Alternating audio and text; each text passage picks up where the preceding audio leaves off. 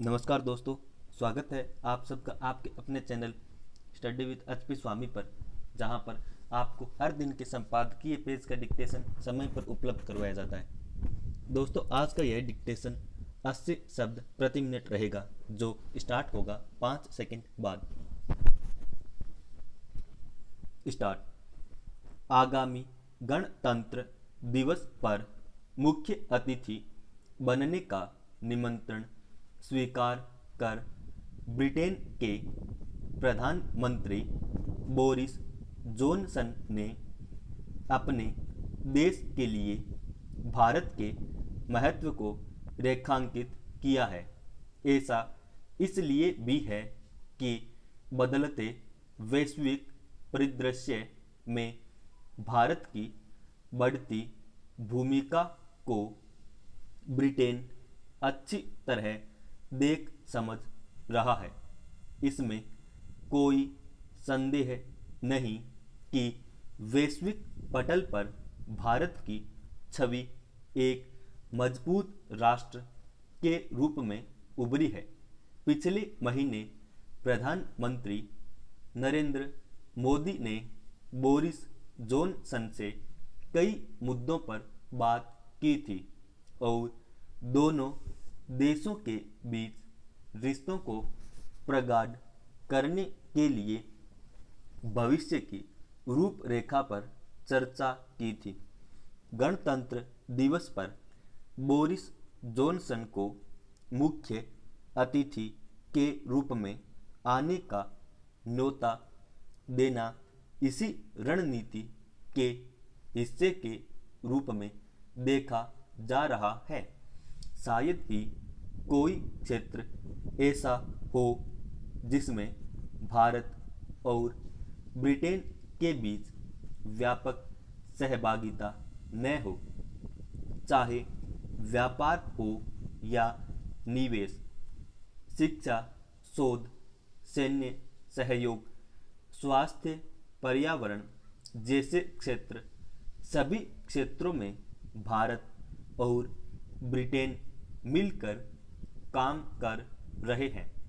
ऐसे में अगर भारत भी बोरिस जॉनसन को महत्व दे रहा है, तो इसे निश्चित रूप से दोनों देशों के बीच रिश्तों के नए युग की शुरुआत के तौर पर देखा जाना चाहिए।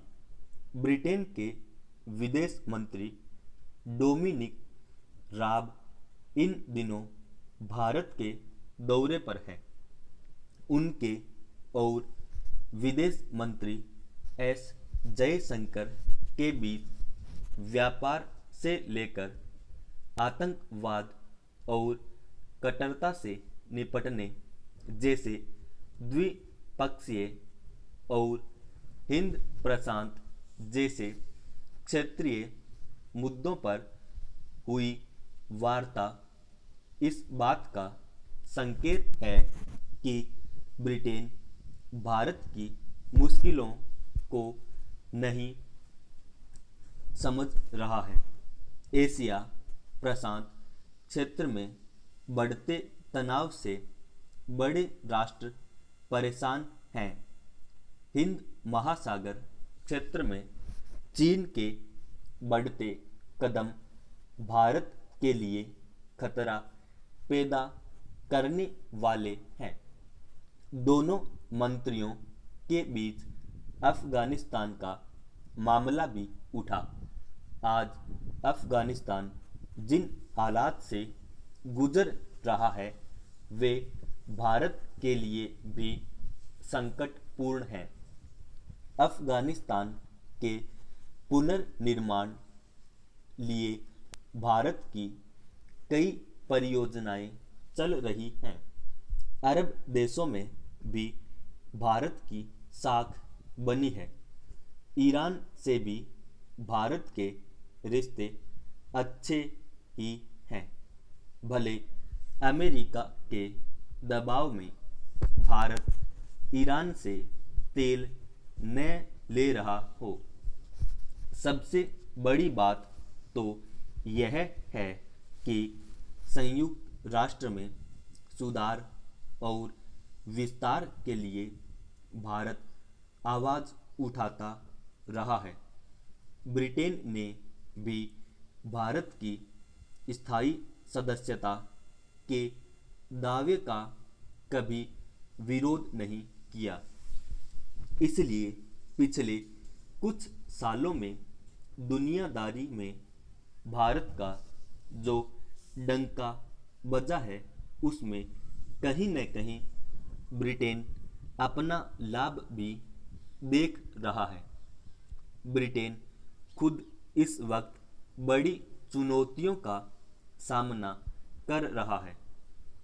कोरोना महामारी और ब्रेक्जिट से उत्पन्न हालात गंभीर समस्या के रूप में खड़े हैं।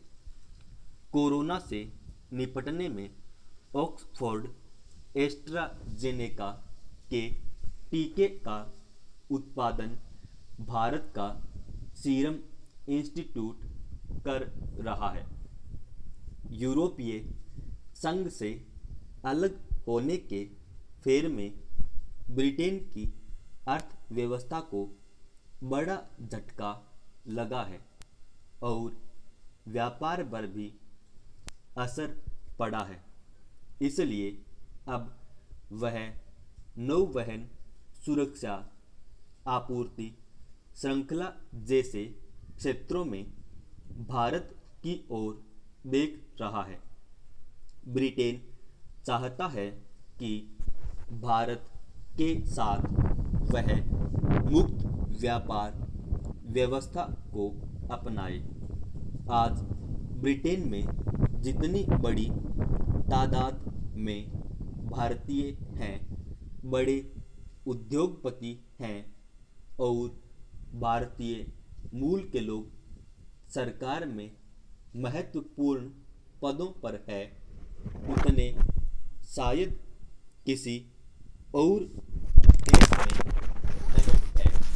हालांकि हाल में ब्रिटेन में भारत के खिलाफ जिस तरह से खालिस्तान समर्थक सक्रिय हुए हैं, वह चिंता पैदा करने वाला है।